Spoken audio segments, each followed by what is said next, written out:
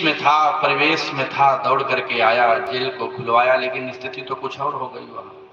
प्रत्यक्षम किम प्रमाणम, आकाशवाणी ने तो कहा था अस्सिस्त्वाम अष्टमो गर्भ, उसमें बेटा जन्म लेगा।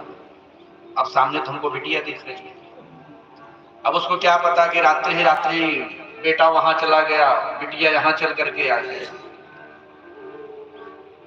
देवकी ने चरण पकड़ लिए, बोले भैया देखो आकाशवाणी झूठी हो गई। कंस ने कहा नहीं देवकी, देवता कभी झूठ नहीं बोलते, कुछ रहस्य तो है।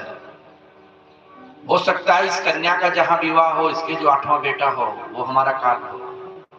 वसुदेव जी हंसने लगे, कंस ज्ञानी जैसी बातें करो, ब्रह्मा से चिट्ठी लिखवा के आए हो कि अमर होकर के आए हो? अरे जो आया है जाएगा अवश्य। कंस ने कहा नहीं, मैं काल को छोड़ता नहीं, चाहे बेटा हो या बेटी हो।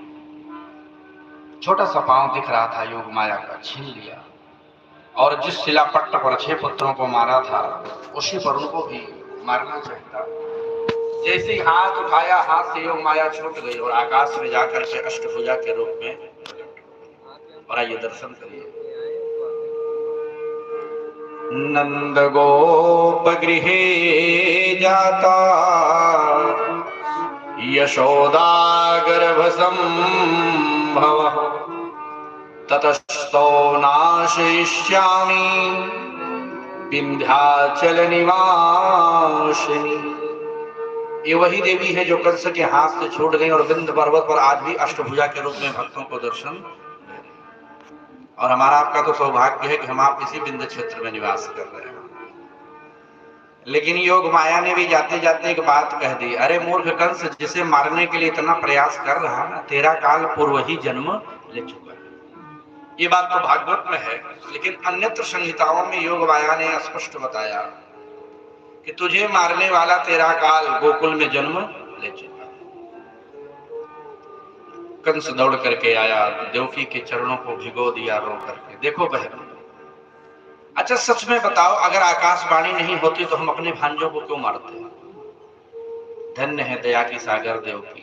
बोले सही कह रहा है हमारा, पाप तो ये आकाशवाणी ने करवा दिया। चलो बहन, ये हानि लाभ जीवन में बड़ा सुंदर ज्ञान दिया कंस ने।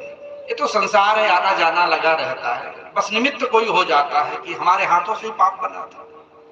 जानता था बड़ी सती है, ऐसा ना श्राप देते कि बच्चा कहीं जन्म लिया और आपने हमारे बच्चों को मार डाला। पर कंस ने कहा बहन घबराना नहीं, अगर हमको अपने बच्चों अपने भांजों को मारने में पीड़ा नहीं हो तो दूसरे बच्चे को मारने में क्या पीड़ा हो। शिशु शब्द लिखा है, 0 से लेकर के 1 वर्ष के बच्चे को शिशु कहते हैं। बताइए कितना पाप हुआ। बड़े बड़े अपने सेवकों को बुलाया, यत्र तत्र गांव में जाइए और जितने बच्चे मिले उनको मारिए, क्योंकि योग माया ने कहा था काल जब मिले चुका है तो कहीं ना कहीं वो साल भर का होगा, 6 महीने को, ज्यादा से ज्यादा 1-2 दिन का। लोग कहते घोर कलिकाल चल रहा है, बड़ा धर्म हो रहा है, पाप हो रहा है। अभी तो केवल टेलर है, समझ लीजिए। जैसे कोई फिल्म आप देखिए तो पहले शुरू श्री गणेश में कुछ दिखाते हैं पूरा, बाद में सब सामान्य स्थिति हो जाती है। अभी तो ये मात्र 6000 या कुछ वर्ष बीता है, 5,500-6 हजार वर्ष बीता है कलयुग।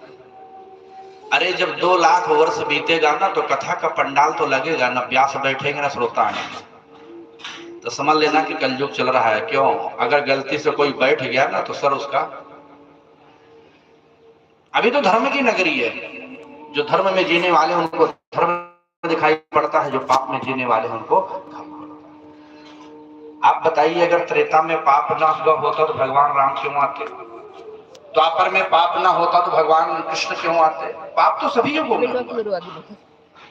इतने बच्चे मारे गए, इतने बच्चे मारे गए कि धरती रो पड़ी। बोले बस यह पीड़ा नहीं सहनी होगी। अच्छा, कोई माँ अपने बच्चे को ऐसे दी होंगी? लिखा है कि बच्चों के समेत माताओं को भी जला दिया। और आज बच्चों को मारते 6 दिन हो गया और भगवान की यहाँ छठी मनाई जा रही है, जैसे हमारे यहाँ छठी मनाई जाती है। अच्छा, वृंदावन में तो रोज उत्सव है, साल के 365 दिन। विश्व का ये पहला मंदिर है बांके बिहारी का। वहां आप कभी भी चले जाइए, चाहे पूस का महीना हो, चाहे पितरपक्ष का महीना, कहीं फूलन उत्सव है, कभी कोई उत्सव, 365 दिन बिहारी जी उत्सव में ही रहते हैं।